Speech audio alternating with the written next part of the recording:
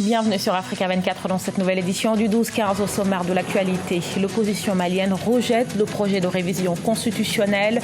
Après 3 mois de travail, le comité des experts chargé de la révision a remis une copie de l'avant-projet devant conduire à la modification de la Constitution du 25 février 1992. Ouverture ce mardi du 3e édition du Salon international des technologies de l'information et de l'innovation à Brazzaville en République du Congo. Ce forum vise à favoriser les échanges entre les professionnels du numérique par la création des clusters d'entreprises.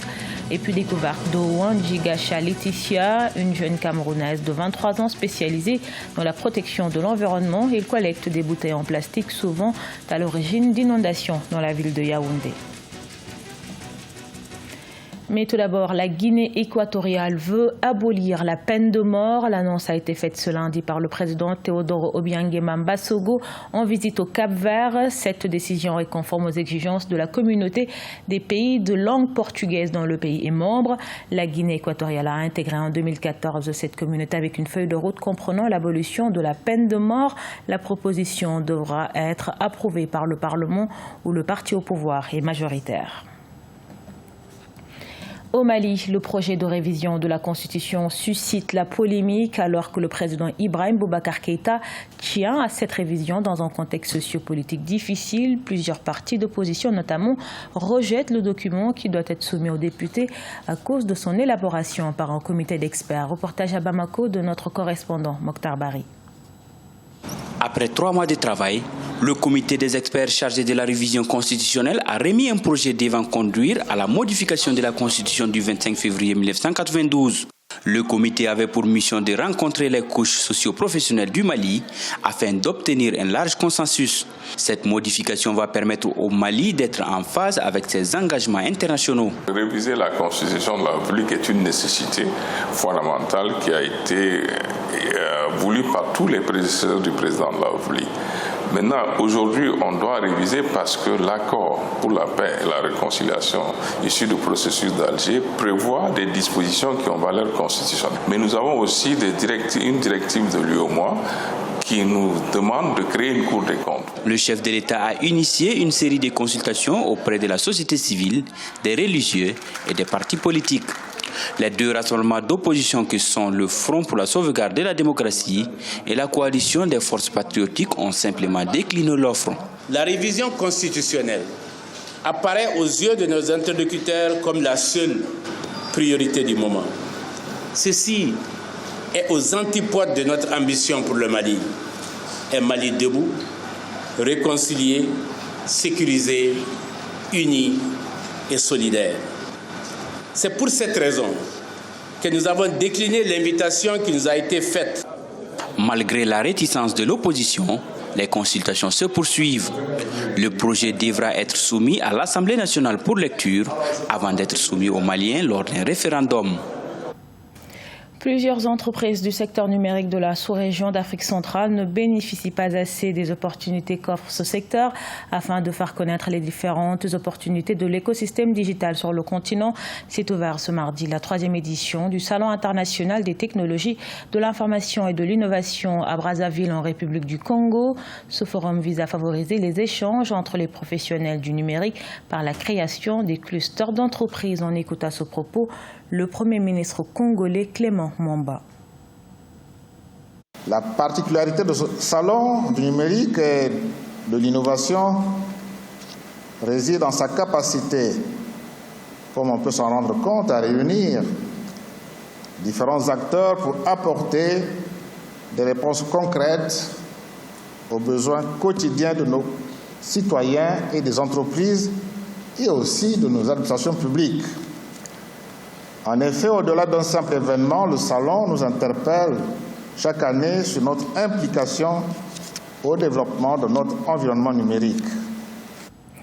Dans le reste de l'actualité, il est le seul Sénégalais connu dans l'industrie de l'armement. À 31 ans, Serigne Maktarba, à travers son entreprise Kimikamiya Industrie, a conçu plusieurs types d'armes. Toutefois, l'ingénieur électromécanicien est confronté à des difficultés pour promouvoir son activité, c'est-à-dire fabriquer pour l'armée sénégalaise des blindés. Reportage à Dakar de notre correspondant El Hadji Ndiaye.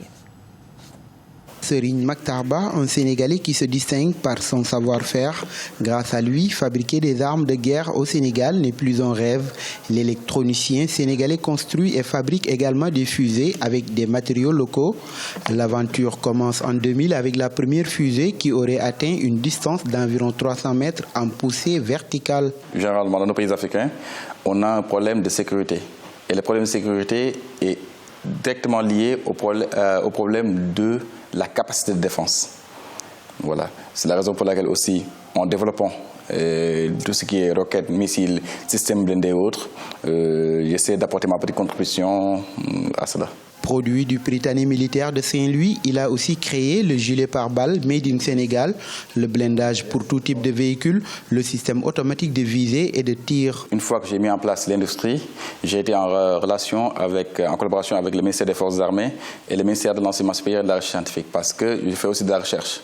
C'est comme si j'ai été bloqué pour haute compétence. C'est-à-dire, bon, généralement, les jeunes entrepreneurs sont bloqués, non pas par les Occidentaux. On a l'habitude de dire que les Occidentaux nous bloquent, mais non. Des fois, les blocages, c'est ici. Serigne Maktarba est le seul Sénégalais connu dans l'industrie de l'armement. L'enjeu est de taille car la production industrielle de ces fusées permettrait de créer de nombreux emplois et de favoriser davantage certaines disciplines scientifiques, favorisant ainsi la souveraineté technologique de l'Afrique. Autre jeune prodige, cette fois au Cameroun, Ouandji Gacha Laetitia est une jeune écolo camerounaise de 23 ans. Elle s'est lancée dans l'assainissement de l'environnement par le recyclage des bouteilles en plastique qui créent des inondations dans les quartiers de la ville de Yaoundé. Sa méthode, au-delà de la collecte, elle fait du porte-à-porte pour sensibiliser les ménages. Reportage de notre correspondante au Cameroun, Viviane Baoken. Comme tous les matins, Gacha Laetitia est au rendez-vous avec ses bouteilles plastiques. Ici, c'est Bastos, un quartier huppé de la ville de Yaoundé. La jeune écolo de 23 ans a pour objectif ce matin de collecter près d'une tonne de bouteilles plastiques. Pour y arriver, elle se fait accompagner par d'autres jeunes, des stagiaires qu'elle forme au tri, au ramassage et au rangement de ces bouteilles plastiques. C'est une passion après tout, parce que si je vais dire, j'ai fait tout ça pour avoir combien? Rien du tout. C'est une passion. J'aime voir l'environnement beau, l'environnement propre. Et en fait, c'est où on vit. C'est la terre comme on laisse à nos enfants. Il faut leur laisser une terre propre. Dans les années à venir, Laetitia veut éviter l'explosion des mers plastiques sur le continent. Entre ses heures de collecte, elle profite donc pour sensibiliser les usagers sur l'importance du tri des déchets depuis les domiciles. Ma première priorité, c'est qu'on ne trouve plus ces déchets plastiques parmi nos ordures. Parce que vous voyez, les déchets organiques, minimum, on sait qu'on a 1 mois et ça s'est déjà décomposé. Mais ceci, un déchet plastique, c'est 500 ans. Imaginez, aujourd'hui, on a ramassé près de 50 kilos.